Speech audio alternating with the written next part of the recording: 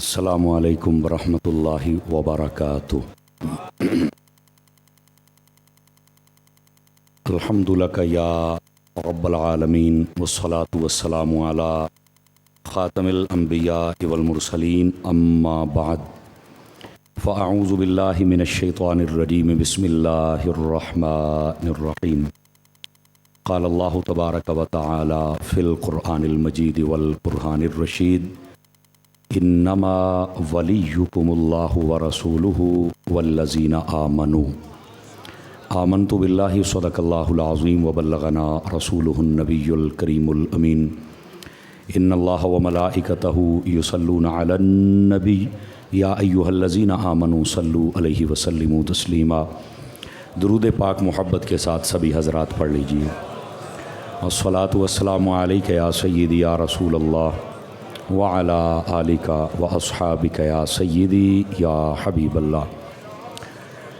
انتہائی عزت و تکریم کے لائق زینت بزم سادات و علماء، محترم و مکرم مہمانان ذی وقار، اللہ رب العزت کی فضل و توفیق سے ہم سب آستانہ عالیہ حضرت کیلیاں والا شریف آپ کے اس خوبصورت ماہانہ تزکیہ نفس پروگرام کے اندر شرکت کی سعادت حاصل کرنے کے لیے جمع ہیں۔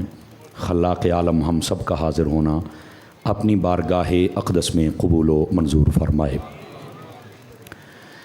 یہ خوبصورت پروگرام پیر طریقت راہبر راہ رشد و ہدایت نقش پیر کیلانی، صوفی باصفا، درویش اہل سنت، محسن اہل سنت، انتہائی منکسر المزاج شخصیت، صوفی منش انسان، ہمارے نہایت ہی مخلص بلکہ اخلص مشفق و مہربان حضرت صاحبزادہ پیر سید سجاد حیدر شاہ صاحب قبلہ، آپ کی سرپرستی میں یہ انعقاد پذیر ہے۔ جتنے پروگرام ہوئے اللہ انہیں قبول فرمائے، اور جب تک یہ ہوتے رہیں گے اللہ کریم انہیں بھی قبول فرمائے، اور ان پروگراموں کو دوام اور تام اور قبول عام نصیب فرمائے۔ آستانوں پر یہی تربیتی نظام تھا جن کی وجہ سے یہ خانقاہوں کا وجود اس دنیا کے سامنے واضح ہوا تھا، اور یہ تربیتی جتنی بھی نشستیں ہوتی ہیں اگر ان کا مقصد ہم پالیں تو ہماری بہت ساری مشکلات جو عقیدے اور عمل کے حوالے سے ہیں وہ بھی آسان ہو سکتی ہیں، اور ساتھ ہی ساتھ ہماری دنیا اور آخرت بھی بہتر ہو سکتی ہے۔ اللہ کریم حضرت کا سایہ ہمارے سروں پر دراز فرمائے، اور آپ کے ذریعے سے جو مسلک و ملت و ملک کی خدمت ہو رہی ہے اللہ کریم اسے بھی اپنی بارگاہ میں قبول فرمائے۔ صحت و سلامتی کے ساتھ اللہ کریم آپ کو برکات کثیرہ عطا فرمائے۔ دوستان مکرم، آپ نے یقیناً بہت سارے آج خطابات سماعت فرمائے۔ حضرت پیر صاحب قبلہ مجھے فرما رہے تھے کہ یہاں آنے والا ہر شخص کوشش کرتا ہے کہ اپنے موضوع کو نبھائے اور احسن انداز میں سکھائے۔ یہ اسی کا نتیجہ ہے کہ اتنے پیر بھائی، اتنے عاشقان مصطفیٰ دور و نزدیک سے تشریف لاتے ہیں، اور یہاں سے لیکچر سن کے جب جاتے ہیں تو اپنے بہت سارے معاملات کو بھی درست کرتے ہیں، ان کے اندر تبدیلی بھی نظر آتی ہے۔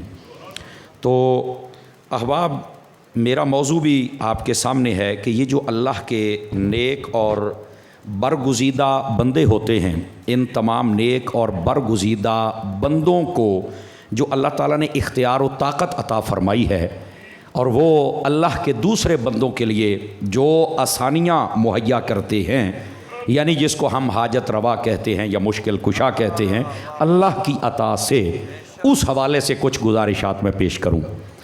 دیکھیے، چونکہ یہ ایک لیکچر ہے اور تربیتی نشست ہے، آپ سب سے پہلے 2-3 باتیں سمجھ لیں تاکہ اگلا موضوع سمجھنا ہمارے لیے آسان ہو جائے۔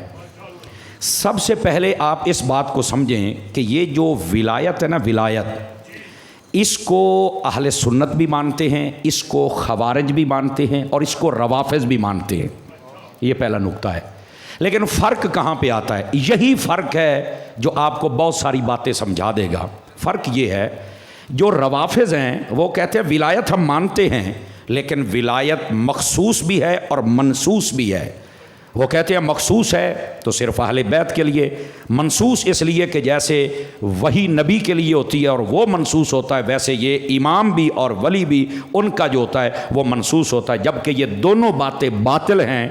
یہ جو ولایت ہے، سیدی اعلیٰ حضرت صاحب رحمۃ اللہ تعالیٰ علیہ، آپ نے لکھا اس بات کو، جب پوچھا گیا ولایت کیا ہے، ایک لفظ میں بات بتلائی، فرمایا ولایت اللہ کا قرب خاص ہے، یہ اللہ تعالیٰ جسے چاہے عطا فرما دیتا ہے۔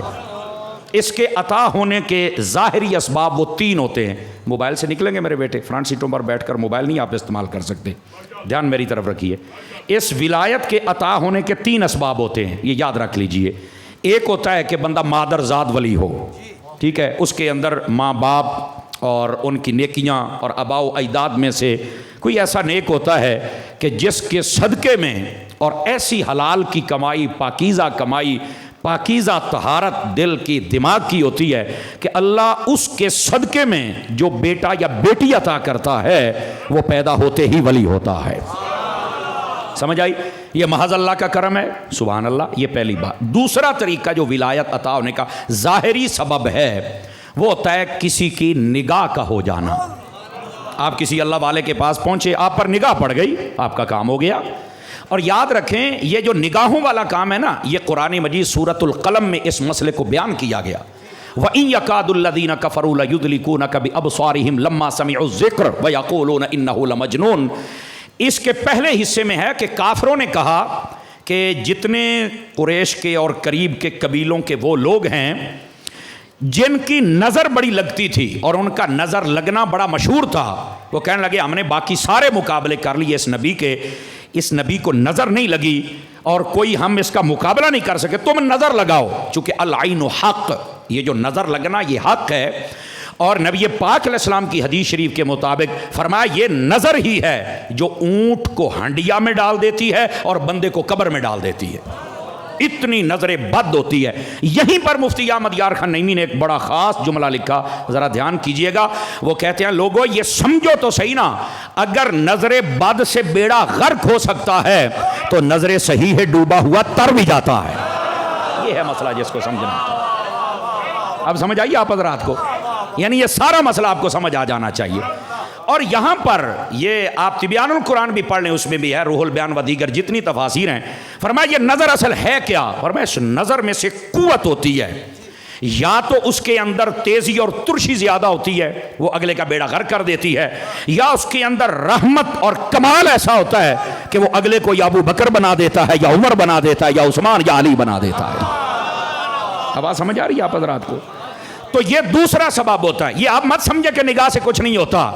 حضرت مولا مرتضیٰ شیر خدا مشکل کشا داماد مصطفیٰ زوج زہرا تاجدار حلتا مراد کل کفا، ہمارے قبلہ دل کعبہ جاں، سمجھ آ رہی، اسلام کے چوتھے خلیفہ، ہائے ہائے ہائے، بڑا خوبصورت اشارہ دیا، فرماتے ہمارے ہی قبلہ دل بھی ہے اور کعبہ جاں بھی ہے۔ سمجھ آ رہی میری بات کی؟ ہمارے ہی ہیں۔ آپ فرماتے ہیں لوگوں یہ جو آنکھ ہے یہ سریع الاثر عضو ہے، اس کا مطلب یہ ہے سب سے زیادہ جو اثر قبول کرتا ہے ہمارے پورے جسم میں سے عضو وہ آنکھ ہے۔ اس لیے فرمایا جب کسی عورت پر بھی نظر پڑے تو فوراً نظر جھکا لینا، کہیں اس کے خیالات اپنے دل پر غالب نہ کر لینا، کیونکہ یہ دل یہ ان عورتوں کے لیے نہیں ہے، یہ دنیا کی محبت کے لیے نہیں ہے، یہ اپنے اندر بغض کینہ حسد تکبر پالنے کے لیے نہیں ہے۔ کیوں؟ یہ درویشوں کا ڈیرا ہے۔ ایک درویش کہتا ہے یہ دل ہے، یہاں دلدار ہونا چاہیے، اور وہ دلدار مدینے والا ہے۔ سمجھ آ رہی میری بات کی؟ تو کہنے کا مقصد یہ آپ نے فرمایا اپنی نگاہ کو نیچے کر لو، ٹھیک ہے؟ اور جب نگاہ ڈالنے کی باری آئی تو فرمایا کہاں نگاہ ڈالیں؟ حضرات علماء تشریف فرما ہیں، فرمایا النظر الی المصحف، دیکھنا ہے تو قرآن دیکھو۔ آواز کمزوروں والی ہے ویسے آپ کی، دیکھنا ہے تو قرآن دیکھو، ٹھیک ہے؟ والنظر الی وجہ العالم، اور دیکھنا ہے تو عالم کے چہرے کو دیکھو، یہ ہیں چیزیں دیکھنے والی، سمجھ آئی؟ والنظر الی وجہ الوالدین،